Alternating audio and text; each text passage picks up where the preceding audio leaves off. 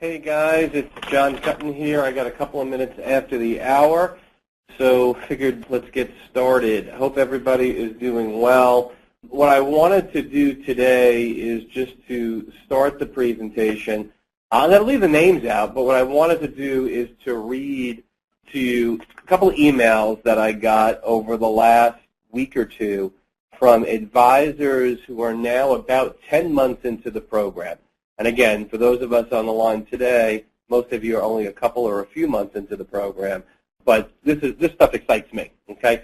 So here's one email that I got from an advisor who's about 10 or 11 months into the program. I'll leave names out here, but it says, John, here's an update for our practice.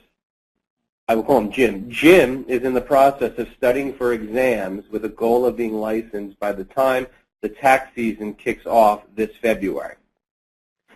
The blank group is very interested in starting the relationship. Although they will probably not be able to complete licensing until after the next tax season, they will begin in our firm's alliance program where we were able to pay referral fees and will be starting the licensing process after tax season. And then they go on to ask me for some additional support, etc. So that is one email we received. Here's another one. We have a CPA, one of 4 partners, coming in on Friday. They are committed and want to sign the paperwork to get licensed. We have 2 months before tax season gets hectic again, and we need to complete that in that period of time. There are 30 CPAs within this company. This is going to be huge. Thank you for all your help. That's from another advisor. Here's one from another one. We now have 2 CPAs, one using the referral fee program and the other is getting fully licensed. We just received our first referral for over $1.3 million. Things are working really well, and then goes on to ask me for some help on another matter. So I just want to share that, guys, because you've heard me say many times by now, kind of like a broken record probably, working with CPAs is not a sprint, but it's a marathon. And this is where hopefully everybody on the line today will ultimately be 10 or 11 months down the road. It takes some time sometimes to build the relationships.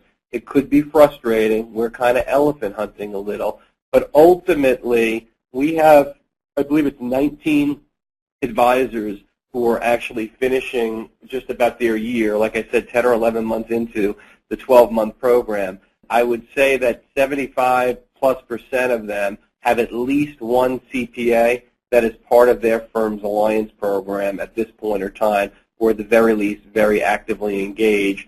And as you heard from the emails I read, a lot of them have multiple relationships.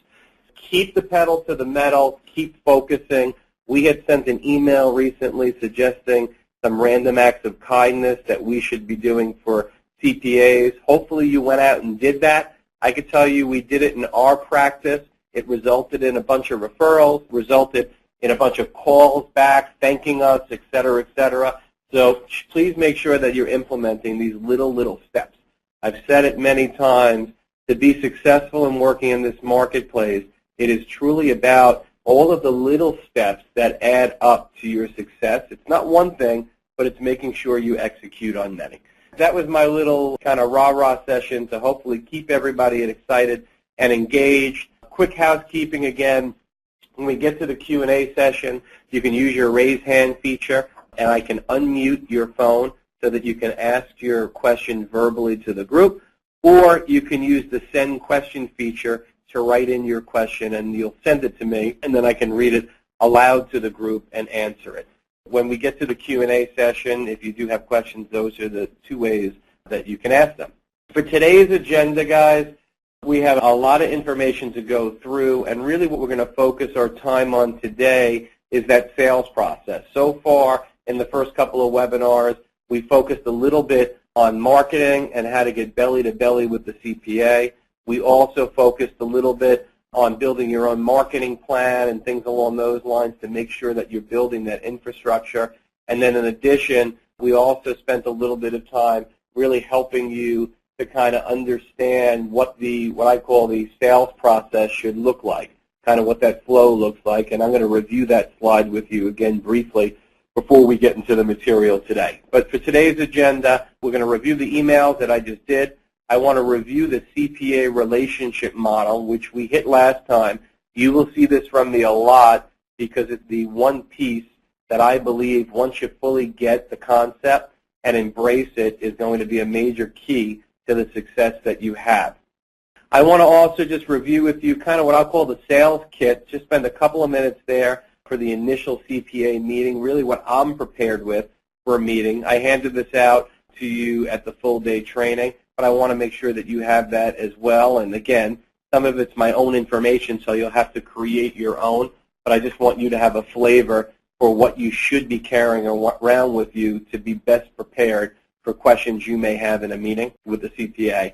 And then I want to get into the 4-step sales process, which we hit in the full day training, but I get a lot of requests to hit this again and again so you can ultimately master it.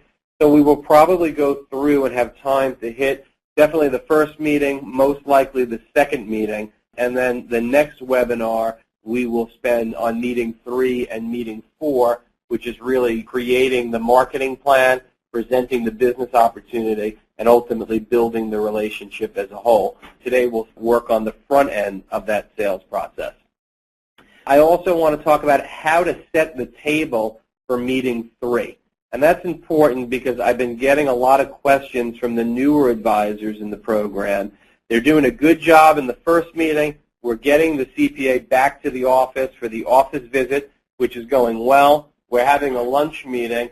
And then for whatever reason, our group is having trouble getting from that meeting, the lunch meeting, to a third meeting, which is where we start to really develop the relationship and start to brainstorm on how to create a win-win-win for the client, the CPA, and you, the advisor. We created a script that will hopefully kind of help you determine how to best position it to the CPA when you wrap up that meeting, that lunch meeting, in order to gain the ability to set that third interaction. I'm going to review some homework that we're going to give out again, which again has a lot to do with creating the right activity and continuing to hold your team accountable. And then lastly, we'll open up the phones, if time permits, for Q&A. I'd like to get that all done in an hour. What I also just wanted to share, guys, is make sure you're focusing on the activity.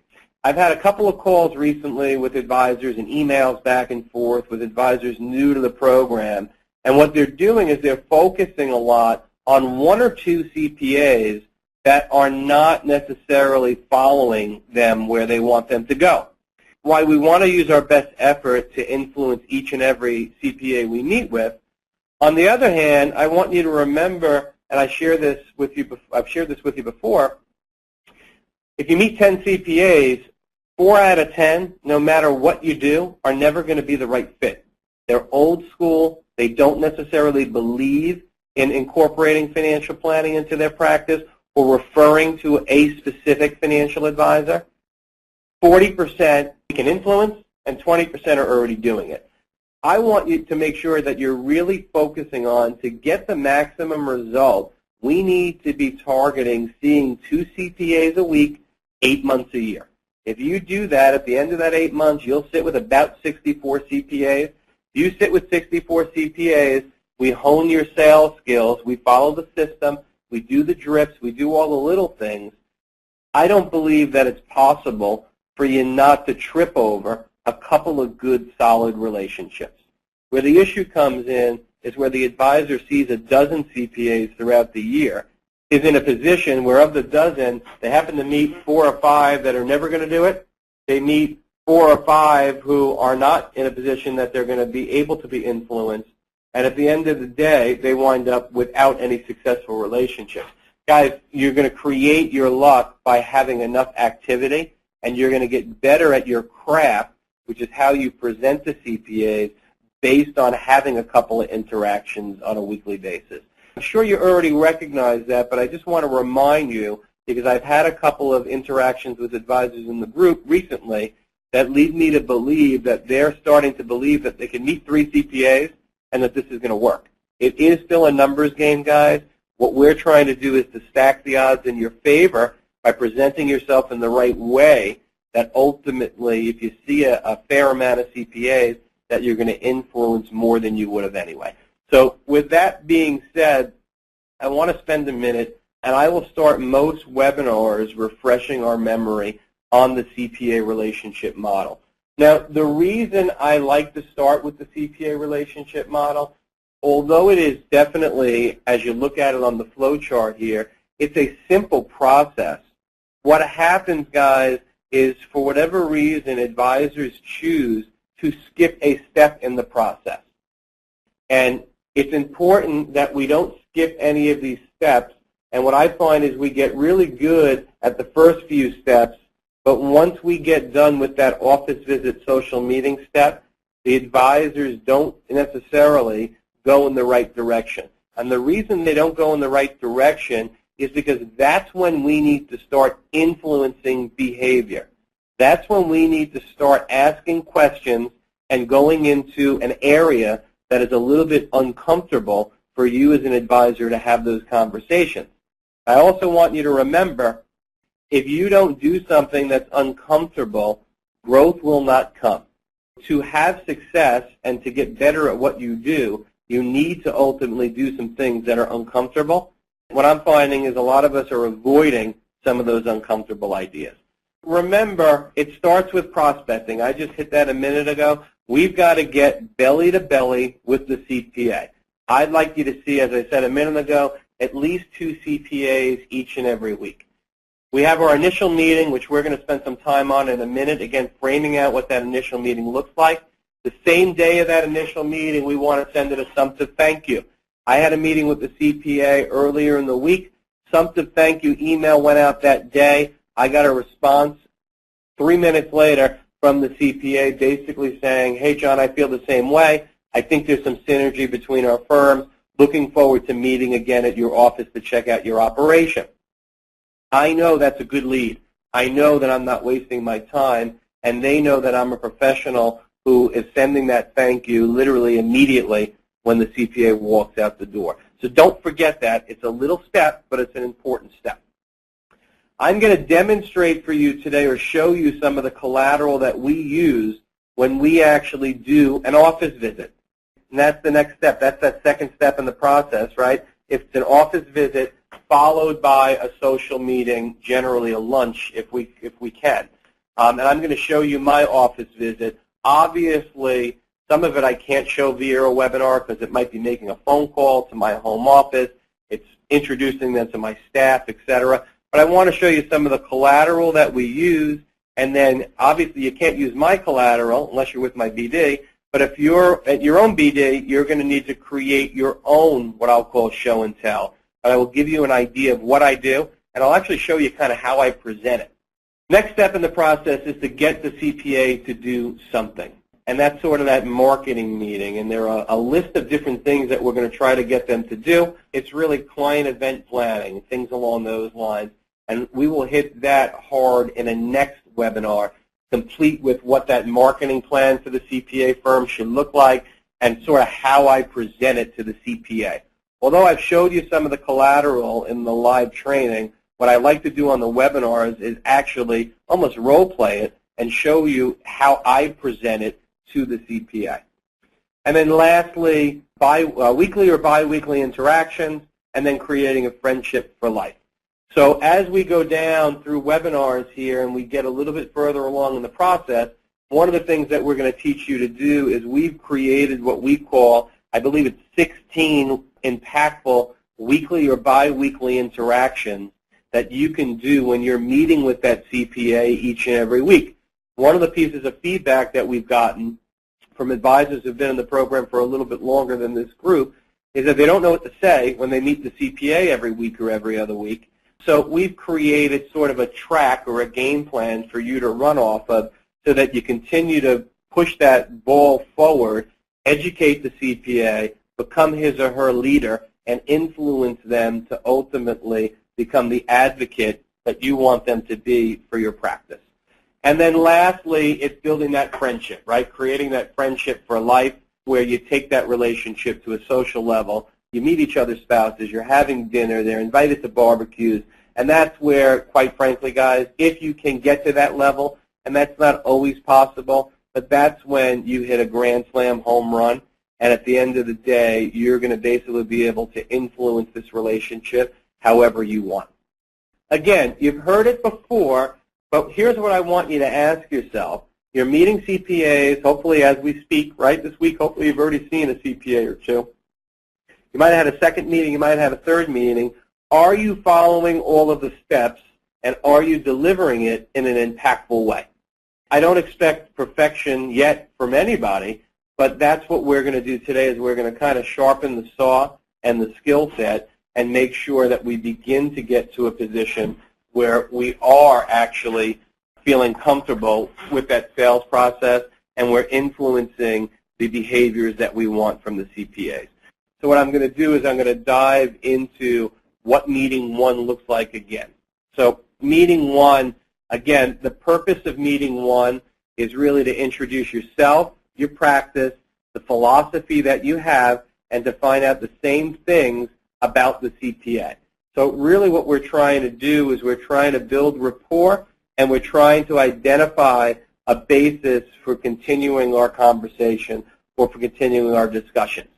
So again, we've set that meeting. We're always visiting the CPA's office. Some of the things that I don't want you to forget, and these are the little things, is I want you to be different. When you walk into the accountant's office, I sometimes tell this story in the live training and sometimes I don't. You don't want to be like every other pinstripe Navy suit that's walked into that office before. Give a different hello. Have conversation with the receptionist.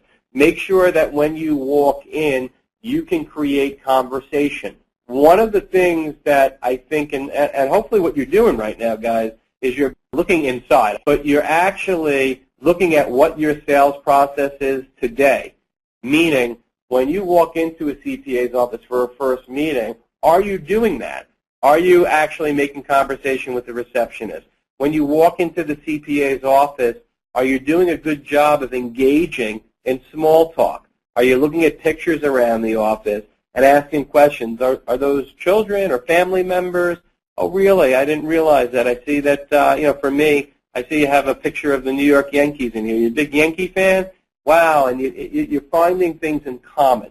Okay, I can't emphasize that enough, guys. I cover appointments sometimes with my own advisors, my partners in my group here with the CPA, and they'll walk into a meeting, and I'm ready to observe it because I want to see how they're doing, and they will literally go right to business and say, hey, Ken, the reason I'm here today is I wanted to learn a little bit more about you and your business and blah, blah, blah, and there's not that 15 minutes or so of chit-chat. Okay, as simple as that sounds, guys, that is going to differentiate you in the sales process. So, again, the purpose is to obviously start to build rapport with that chit-chat. At some point, once the chit-chat is done, I'm going to say to the CPA, hey, Ken, I wanted to kind of switch gears here a minute. I wanted to first take the opportunity to thank you for taking the time to meet with me today. And then what I want to do is, since it was my idea for this meeting, right, we reached out to the CPA and suggested that we get together, I want to now make sure that I am starting things off and putting them, if you will, or taking the stress off of them.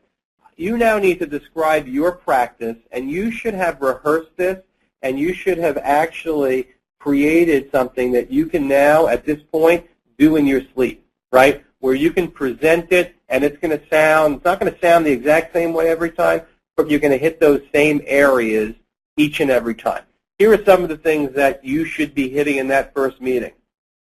You want to talk about your assets under management potentially, number of clients that you have, talk about your fee-based approach, can't stress that enough, comprehensive planning, client retention, satisfaction, and professional achievements that you may have.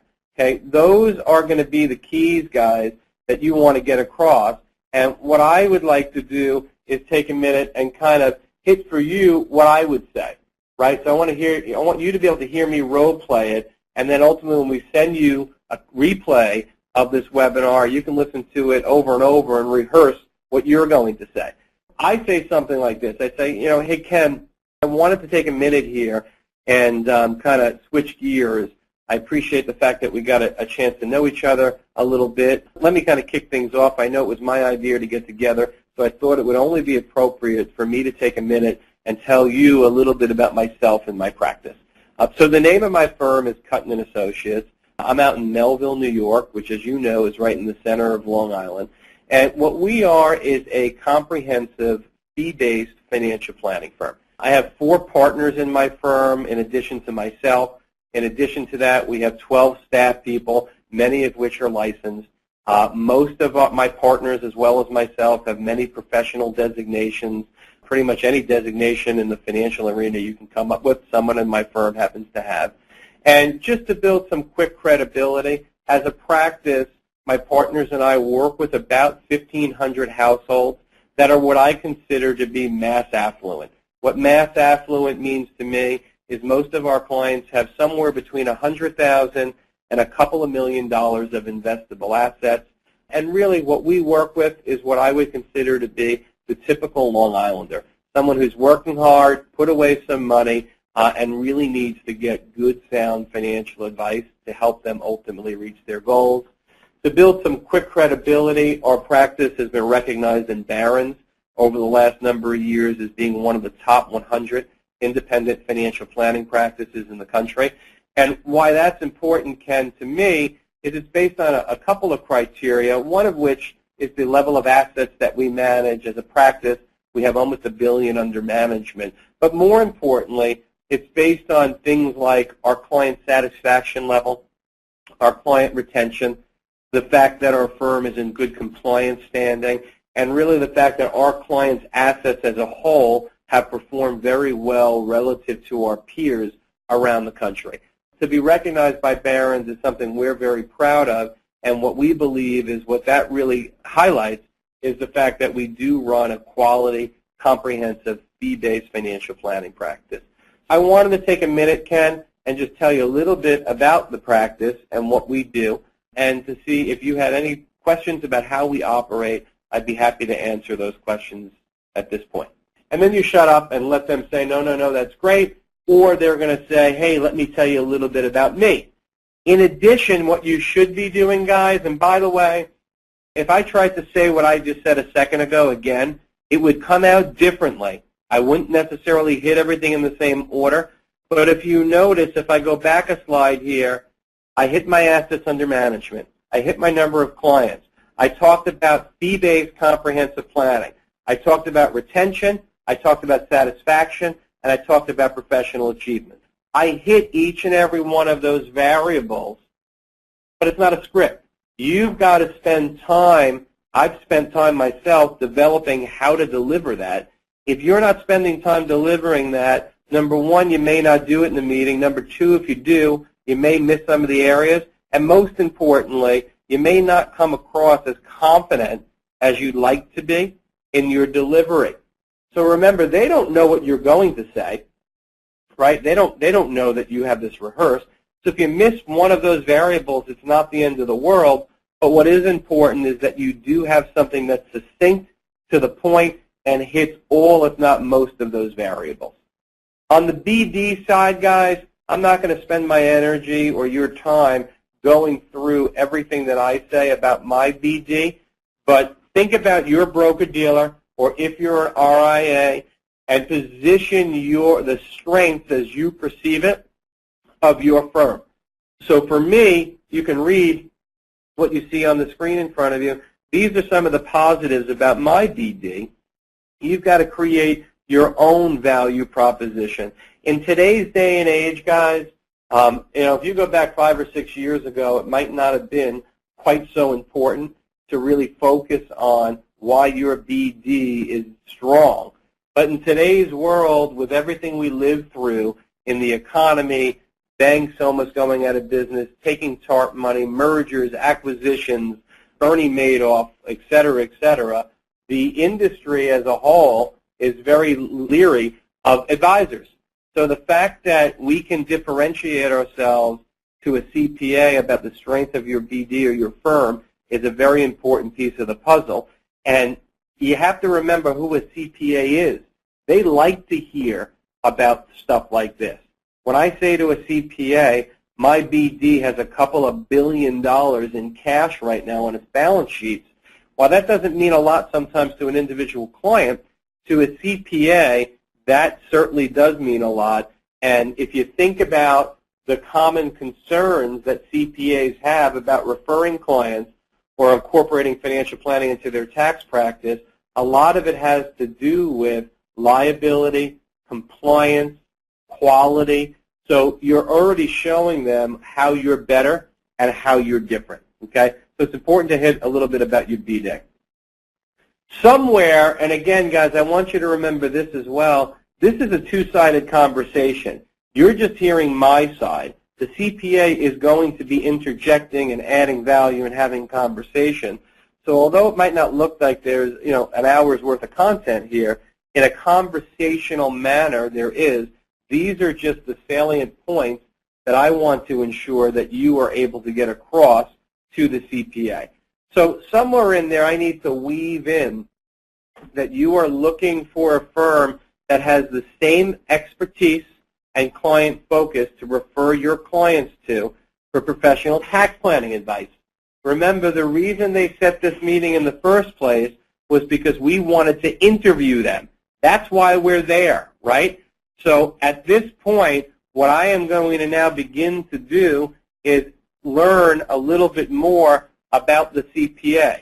So once I've shared that I'm looking for someone with that expertise to refer my clients to, I also want to share at some point in the conversation, ultimately, Ken, if I could share with you, the ideal vision that I have would be to form a relationship with a CPA firm that's client-focused, where I can feel comfortable that my clients will get the advice and service that they deserve. And I'd like to work with a firm that would like to be involved in helping their clients improve their overall situation. Now, what did that just tell the CPA about me? All right, I'm there to interview them, and I just shared with them that one of the key ingredients that I'm looking for is I want to make sure that I am doing my due diligence on you, Mr. CPA, to make sure that you are a good fit for my clientele. That's very important. Have the CPA tell you about their practice. So at some point in the conversation, usually, by the way, guys, you don't need to ask. Usually they're going to volunteer after you tell them about yourself. The likelihood is they're going to sit back in their chair and say, well, thanks for sharing that with me, John. Let me take a minute and tell you a little bit about my firm. If they don't, you need to ask. Here are the things that if they don't volunteer, you need to find out in this meeting. So have the CPA tell you about their practice. Do they have specialties? Number of professionals and non-professionals on their team. Again, professional is a CPA, non-professional is non-CPA. That's CPA lingo. How many 1040s do they do? CPAs, guys, are going to spend their energy telling you about the fact that they have a huge client that does $500 million a year in sales. And they're going to talk about some of the audit work that they do. And they're going to talk about things that, quite frankly, are not important to you. Act interested. But at the same time, doing 1040s as a CPA is almost akin to you as a financial advisor saying your business is all about Roth IRA contributions, right? You probably don't want to be known as a guy who all he or she does is collect Roth IRA contributions for a few thousand a year. 1040s, to say I do 700 1040s in the CPA industry is not a badge of honor. Working with businesses, doing audits, doing consulting work is sort of a badge of honor. So that's what they're going to tell you, not knowing that what we're really going to be most interested and impressed on is how many 1040s do they do per year and the number of small business owner clients. So when I say small business owner clients, I mean mom and pop shops. And we want to ask questions like that. Are you working with mom and pop shops, et cetera? You want to find out about the average size of their businesses. Do they do audit work, right? I like to ask the question, it's not up here, but I'll say something like, are you a peer-reviewed firm? Which I think I hit in the live training. Peer-reviewed firm means that they're doing audit work. It means that they need to be reviewed on an annual basis. When you say things like that, where you ask a CPA, instead of do you do audit work, do you do any attestation work, right? It's a fancy word for audit work. However, what the CPA is hearing is, hey, John knows my industry. He gets it. He's different and better than the other financial people who are calling on me. Number of years they've been doing it, et cetera, et cetera. And then the big question is, how do you currently handle financial planning related questions? Be prepared, guys, for them to say, oh, I got a guy at XYZ firm or a gal at XYZ firm, or I have 3 people that I refer to, or whatever it may be. Just like you have a CPA you work with today, chances are they have some type of financial advisor that they work with. What we want to make sure of is that they do not have something exclusive that would preclude them from working with you. So expect them to work with somebody, tell them that that's great, and ask the question, is it an exclusive relationship? Now, guys, they're not going to tell you all those things, so you need to open probe. Okay? This is the key to the first meeting. You should be listening 70% of the time. If you're talking more than 30% of the time, you're speaking too much. So when you ask an open probe, here are questions you can ask. Hey, Ken, tell me about how you built your business. Hey, Ken, take a minute and tell me a little bit about your typical client. Hey, Ken, tell me about if I were to refer a client to you, how that process would work. Would they be working with you, with an associate? Share a little bit about that with me. Hey, Ken, if you don't mind my asking, tell me about your fee range. Okay? So I can go on, guys, but your job in this meeting is to make them talk about themselves. And what you should be doing is being a good detective and listening for cues that are going to help you throughout your sales process. Remember this, guys. Everybody likes to be heard.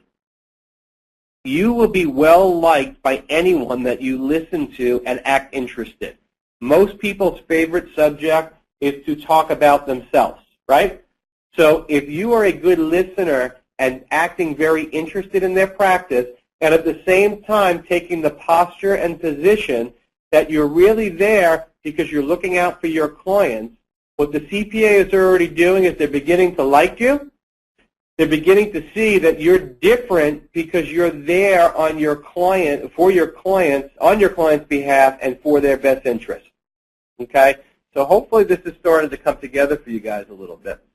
At some point, as I'm wrapping up this first meeting, I'm going to say something to the CPA like this. You know, Ken, I've got to share with you, it was great to spend 45 minutes or so together with you today. You've really built a phenomenal business. It was really interesting to hear how you built it and a little bit about your philosophy. And I got to share what I'm really excited about is it seems like you value the same things that I do.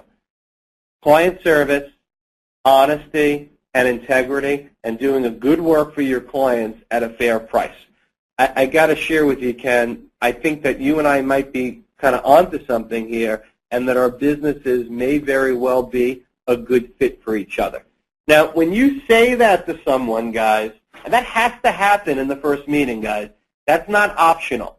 Okay? I think a lot of us skip that step. You have to say that. Once you say that, what do you think the CPA is going to say back to you? Well, gee, John, I feel the same way. It seems like you do a great job also, and I'd love to do some work for your clients, something along those lines. So you're getting them on what I call the yes train, right? Now, having the fiduciary responsibility conversation with the CPA, and if you notice there I said when appropriate. So this will not happen in the first meeting each and every time. Sometimes it's appropriate. Sometimes it's not appropriate in the first meeting, okay? But if you feel it is appropriate and the CPA started to give you some buy signals, by the way, it's usually more appropriate in the second meeting, but you want to have sort of that fiduciary responsibility conversation. Here's what that sounds like, guys. Ignore the script on your screen for a minute. You all have this as part of your training material. But I want you to hear me do it, kind of the way I would do it to a CPA. So if the CPA was ready and it was the right time, I'd say something like this. After I said to the CPA, sounds like we may be a good fit for each other. If what Ken said back to me is, yeah, me too, John, you know, I've been kicking around the idea of partnering with a financial advisor for a long time, never found the right guy, et cetera. What I might say is, Ken, I'm glad to hear that. And one of the things that I would share with you, and I'm not sure if you ever thought about it this way or not, but a couple minutes ago you had mentioned to me that your firm currently does about 400 tax returns a year. And my guess, Ken, is of those 400 tax returns that you do, chances are that there are probably, 250 different financial people, whether it be an insurance person, a stockbroker, a financial advisor, an asset manager, probably about 250 different financial people that right now give your clients, your 400 clients, advice.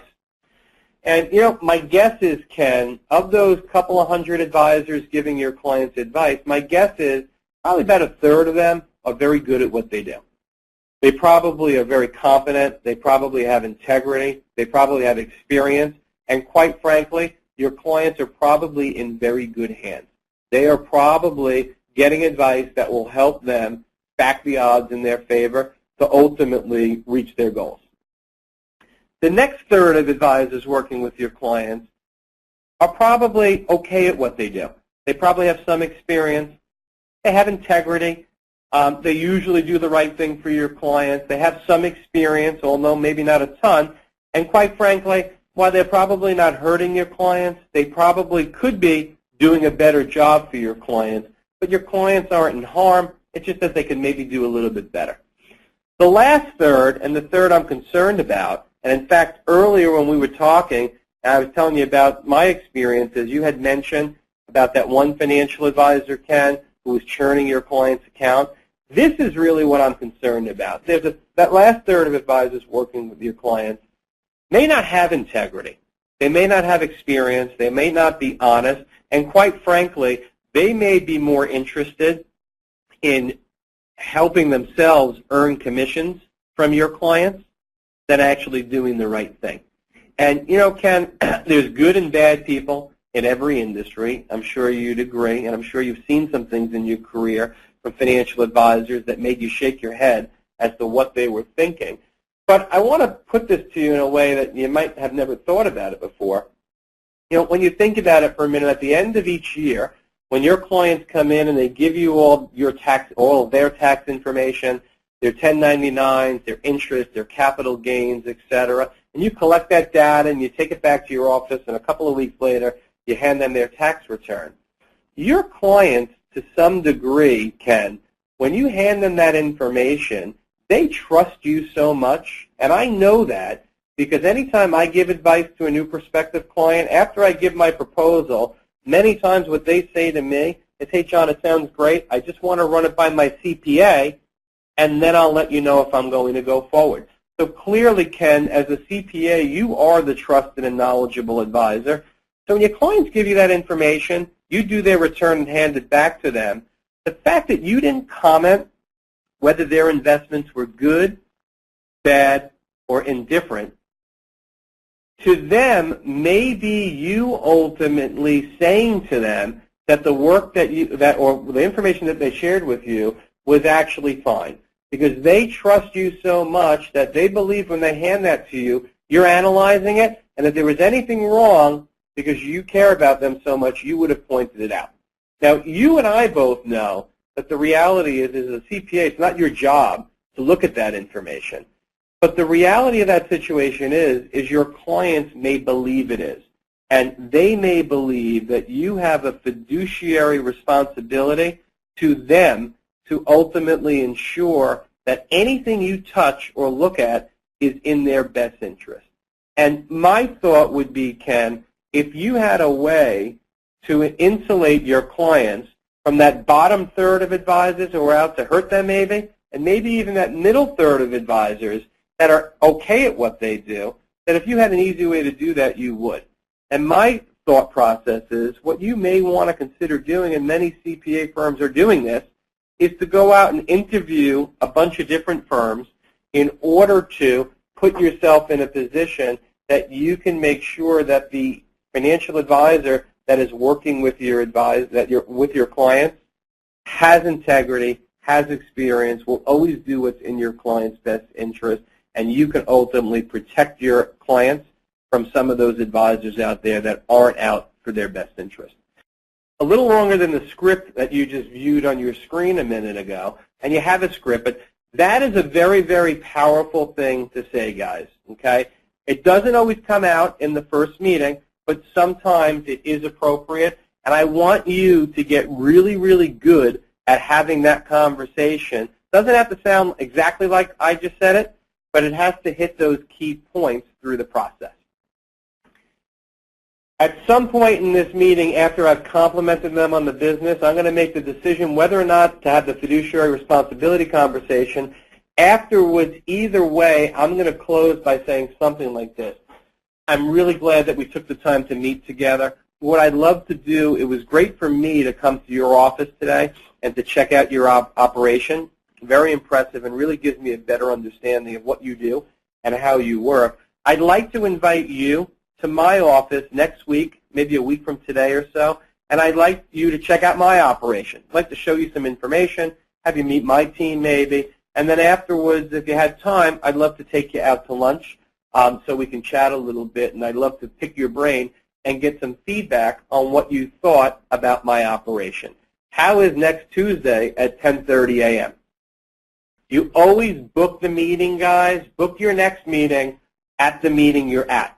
If the CPA says, sounds great job, give me a call, what I say is, no problem. Who should I call in your office? Who handles your calendar?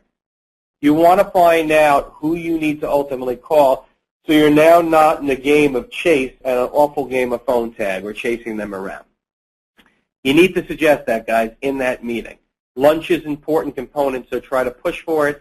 10:30, 11 o'clock in your office, takes an hour or so to do the office visit, and then you're off to lunch.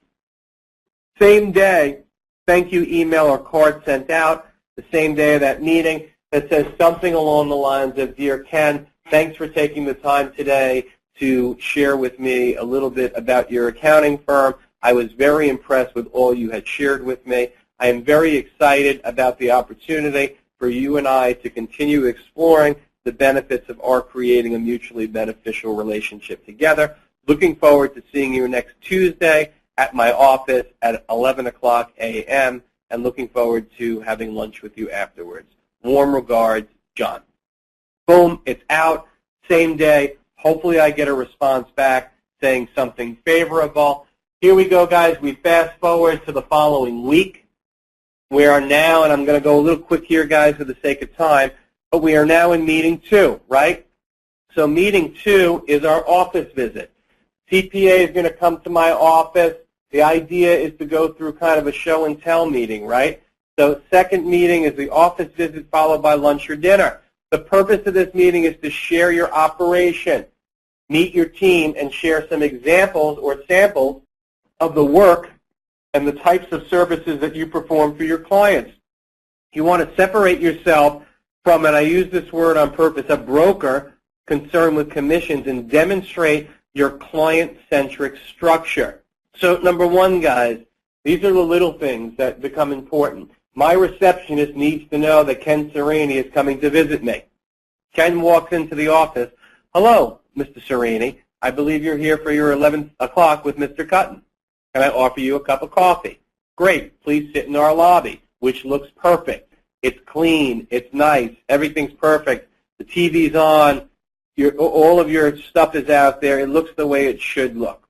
I am then going to come up, and what I am going to make sure that I do is first start by walking the CPA around the office. So CPA is going to come in. I'm going to say, hey, Ken, how about I give you a quick tour? I'm going to walk him around, and as I stop at people's desk in my office, even if you have one staff person, that's fine. If there's another advisor in your office that you share space with, introduce them. The idea is to show the CPA that there's more than just you, assuming there is. So I'm going to walk them around and say, hey, this is Eric on my team. Eric runs our financial planning department. I'd like you to meet Ashley, who's my support staff. I'd like you to meet Aaron, who's one of my partners, et cetera, et cetera. I'm going to show them the conference room. I'm going to show them our file room. I'm going to literally walk them around the office and have them meet a bunch of smiling faces that are going to say, oh, very nice to meet you, Ken. Thanks for coming by, et cetera.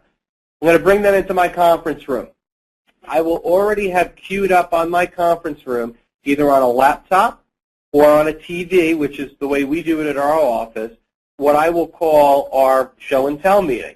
So I'm going to have Ken come in. We're going to have a little small talk, BS for a little bit, and then at some point I'm going to say, hey, Ken, the reason I wanted to have you in today is I wanted to really just take a couple of minutes, 15 minutes or so, and really give you a better flavor for what I do, how I work, and really to understand what I believe comprehensive financial advice is all about.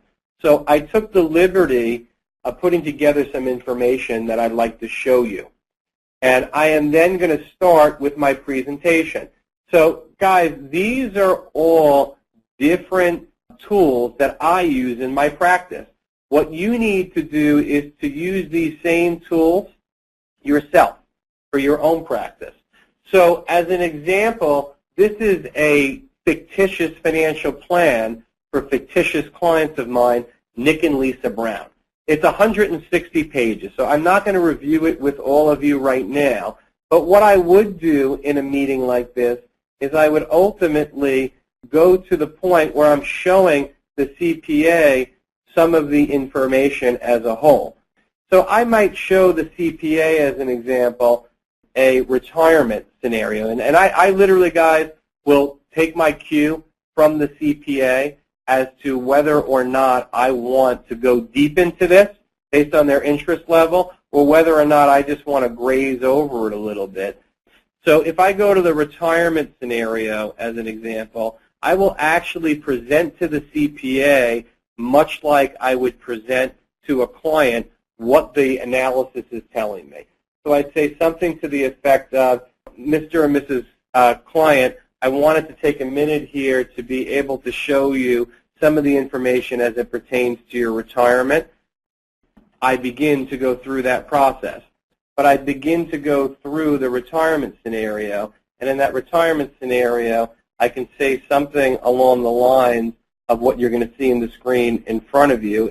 The reality is, so your goals, from Nick and Lisa, were to retire at age 60 for Nick, and for Lisa to retire at age 59. We assume that Nick would be eligible for Social Security and Lisa would not, that the annual inflation rate on the retirement expenses would be 3%, and that in today's dollars, Nick and Lisa lived on about $9,500 per year. With inflation and inflated dollars, that will ultimately become about $11,000 in retirement when Nick finally reaches age 60. So with that being said, I assumed a pre-tax rate of return between now and retirement of 7%, an after-tax return of 5.5%, and a marginal tax bracket of 20%. Once they retire, for this client, we kept the rates of return the same, 6.9%, 5.5%, and 20%. At the end of the day, what we were able to show the clients is that based on the assets that they had put away for retirement, it looks like they're going to be in great shape. As you can see, they had almost $10 million put away. Their assets continue to appreciate, and this tied us into doing some estate planning work for the client. Right now, clients had $7.1 million earmarked for their retirement, which was about $5.3 million more than what they needed. With the growth between where the assets are today and the growth rates that we actually used in our assumptions, at retirement, they'd have almost $11 million put away for retirement. You guys get the idea. I'm going to stop there for a minute. I would go through this and take my cue for the CPA. Now remember who CPAs are, guys, right? They're very analytical by nature. They want to ultimately understand everything that's going on. They like to look at numbers and data and things along those lines. So that would be one of the things I would review with them. I would also go through with them as an example, a sample of a statement, taking all the clients' names out to make sure that they're anonymous. But I would show the actual CPA. Here's what our statement looks like. Here's an example of what your clients would get from me on a consolidated statement. And I would talk about things like, you notice how we have our cost basis information in here. You notice the realized, unrealized gains. And I would educate them on that information as well. In addition, guys, and I'm just giving you a flavor, and I will send you copies of all this as well, I'd go through something like this. Okay, and this is all, guys, in the office visit. I want you to see what you would do in an office visit. So here's another fictitious client, Barbara Doe and John Doe, who happen to have $602,000. Here's how they're allocated. And, you know, Ken, this is one of the nice things about my firm. I'm able to provide to the day, to the moment, current asset allocation for clients and performance reporting. So as an example, what you can see on the screen here is everything that was in the client's account, what came in, what came out, dividends reinvested, capital gains, interest, etc., what the change of value was, what the actual rate of return was, and how that compared to the various benchmarks. So I'm showing this to you, Ken, so that you can see what we do with our clients is really help them fully understand what is going on in their account, what their allocation is, and ultimately how they are doing relative to their peer groups as a whole. In addition to that, I could go through as an example, and I'll make this the last one. I have some more material. But here's something that I call a Morningstar tool, Mr. CPA. Let me take a second and explain to you some of the things we're looking at. This is a sample portfolio for a client, and what this can actually show you, Mr. CPA, is what the actual performance of the portfolio was. So this is a hypothetical portfolio relative to the S&P 500 and how we've done. Let me show you some of the variables that I've inputted, some of the holdings, et cetera, what the charges and fees, taxes due, market value would have been for this particular client based on the allocation that was set up. In addition, here's what each and every one of the funds have done on a relative basis, the cost associated with them. And then I'm sure, Mr. CPA, you look at things like this. Let me explain to you the style and the allocation that we look to create for the client. And let me also educate you a little bit about risk-adjusted rate of return. I'm sure you're familiar with things like alphas and betas and R-squared. So as you can see in this particular scenario, one of the things we were able to do for the client is to create a portfolio that had a beta of 0.7 and therefore took less risk or had less volatility than the indices that it actually followed. At the same time, as you can see, our standard deviation had less volatility or was lower than the market as a whole, and we also created some alpha in the portfolio as well. Now, why am I doing this, guys? Because I know the CPA doesn't know what I'm talking about, but when I look at something like this, it's pretty impressive to me. Could you imagine how many financial advisors have taken the time to actually walk a CPA through something like this? So this is a great tool. This is actually something I spend a fair amount of time on with the CPA as well.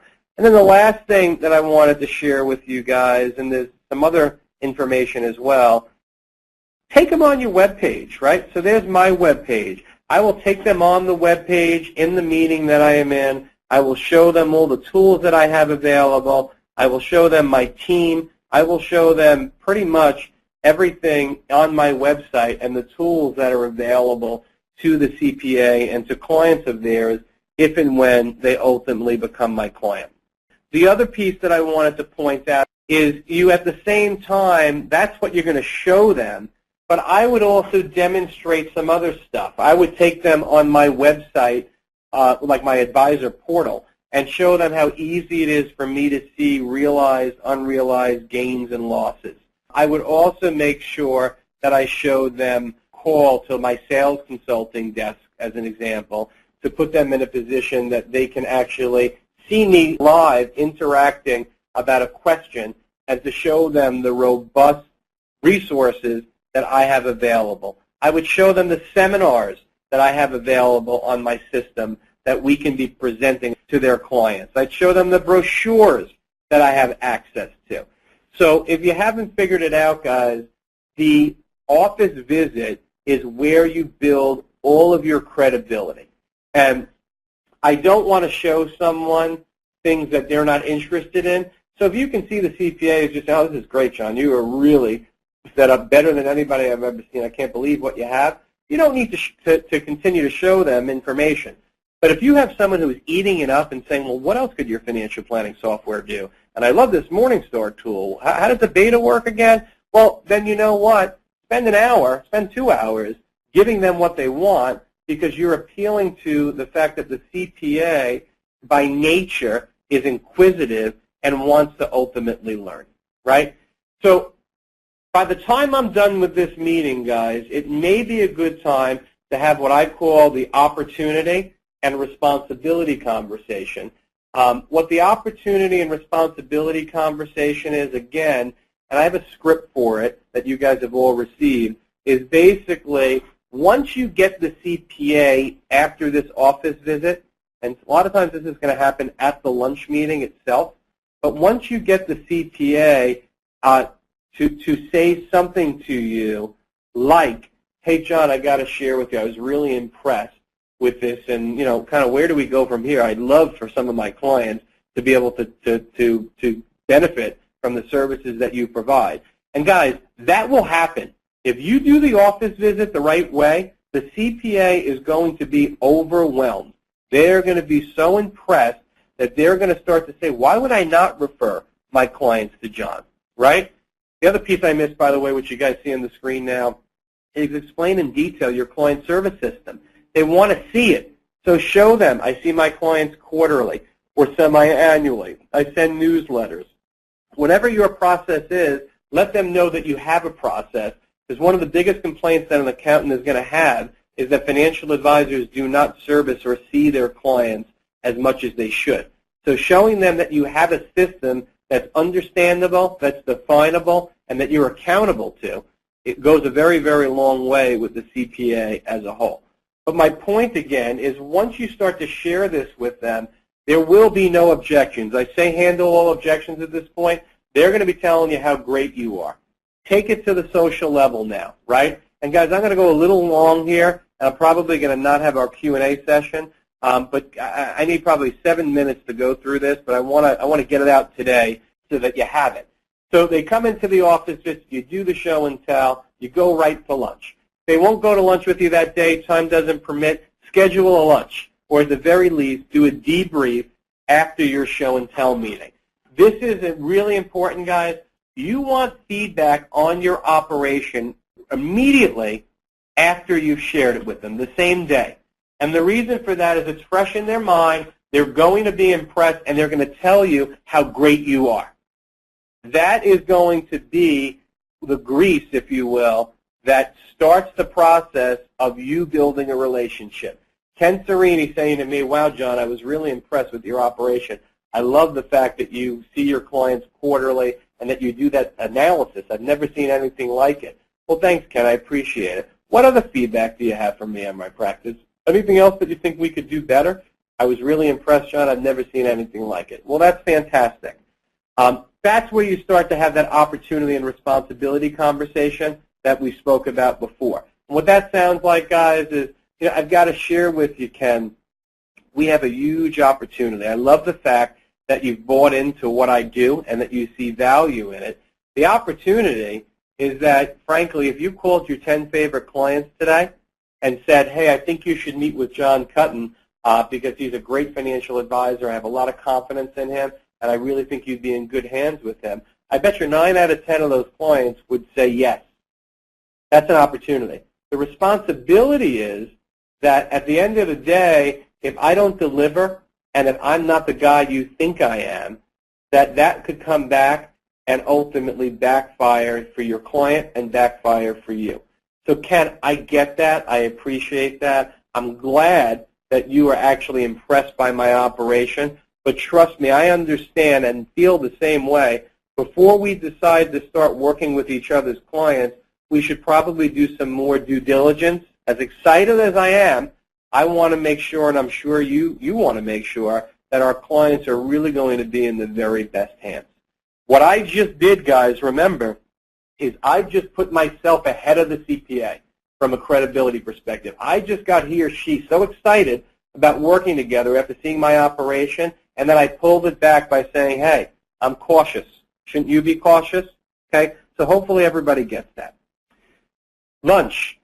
We go to lunch and dinner. I put there, this is really where the relationship starts. It's where I'm going to solicit feedback. Purpose of the meeting is to continue to build rapport as well as to solicit feedback on your operation.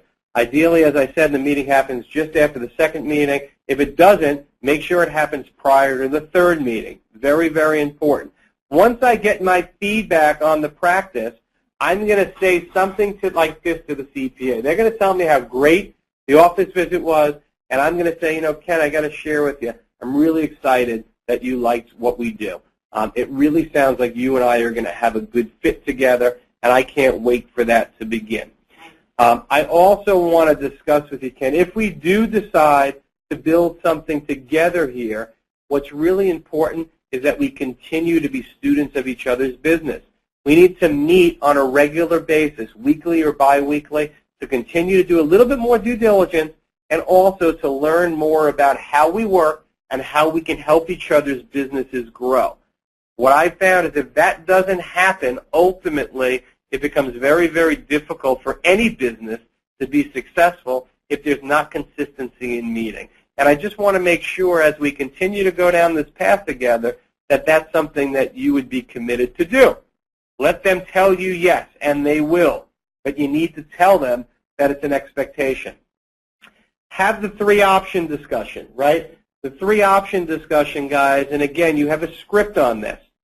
The three-option discussion sounds like this. The CPA is getting excited, right, about this opportunity.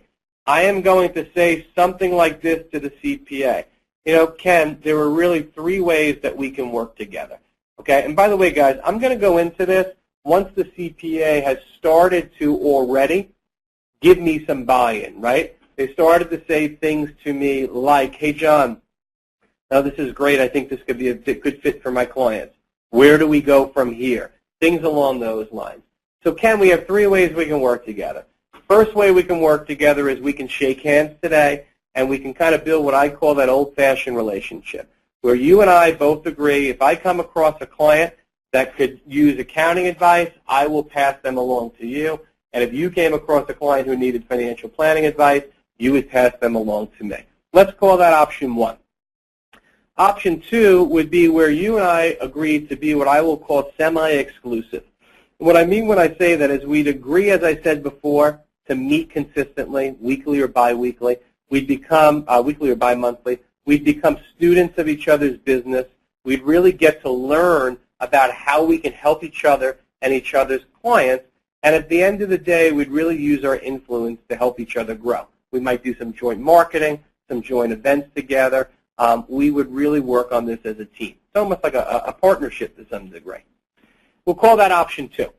Option three is really the same as what I just described in option two. The difference is that you would go out and you would actually become part of what I call my company's alliance program, where you can choose to pass a couple of exams, get registered, and at that point, we would meet consistently, do events, share clients, become students of each other's business, but it would really be a partnership where I can ultimately compensate you and share some of the revenue that we earn together through our joint venture. Now, here's what I'd share with you, Ken. To be very candid with you, option one is not something I'm interested in. I have a stack of 100 business cards in my top drawer of people that we shook hands and agreed that we would refer business back and forth to each other. And frankly, if they were sitting in this restaurant in front of us today, I would not necessarily know who they were, and they probably wouldn't recognize me either. However, I am very, very interested in either option two or option three and wanted to get some feedback from you as to which of those you think might be the right fit for you at this point in time. I give them a choice. I give them three. I take one away. They now need to choose two. More often than not, they will choose option two and say, but I don't want to rule out option three. As long as they pick either of those options, I'm going to say, that's great. That sounds perfect to me, and we're going to start the process of where we go from here. So what I'm going to do, guys, for sake of time, because I'm already about 15 minutes or so over, is I'm not going to go into how to schedule the third meeting, which is what I call setting the table for meeting three. I will start our next webinar right there, and we will dive right into setting the table for meeting three. but it's really important that we walk away from this lunch meeting with the CPA choosing. And by the way, guys, if they don't give you total buy-in and give you those buy signals, it might not be appropriate to have that option 3 discussion. Okay? So understand that. But if they do give you a little buy-in, you have that conversation, they will choose one, and it's usually option 2.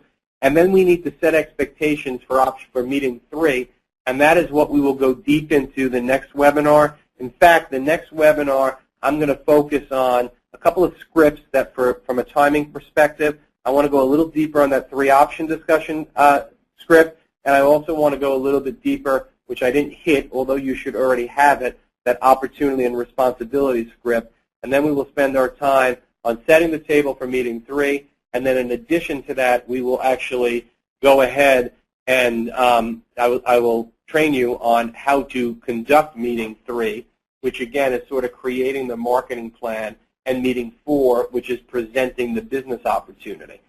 So with that, guys, I apologize for going a little bit long today, but you can tell I get into this once I get going a little bit. What I wanted to close up with here is just kind of a brief summary of homework. So I just want to make sure, guys, that what I am providing you with is not just good information. I have notoriously said to advisors for 15 years that I've trained, you could be the best financial advisor in the world, but if you don't have any clients to share that knowledge and expertise with, you're never going to make any money. Same thing is true here. You can follow the system. It works.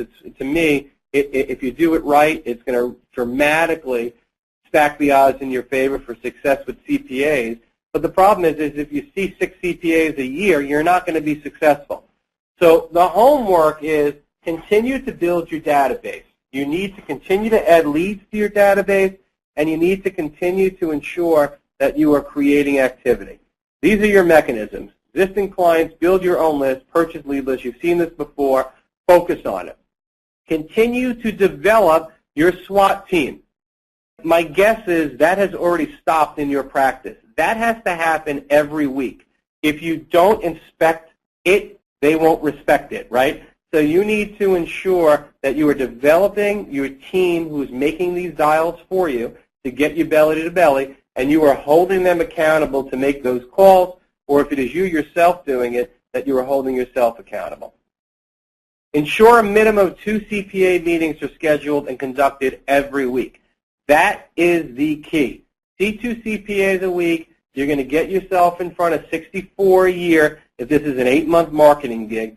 Get in front of 64, follow the system. You will be successful.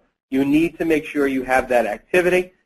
Set appointments with any CPAs that you're already working with. If you haven't already, which you should have that difficult conversation.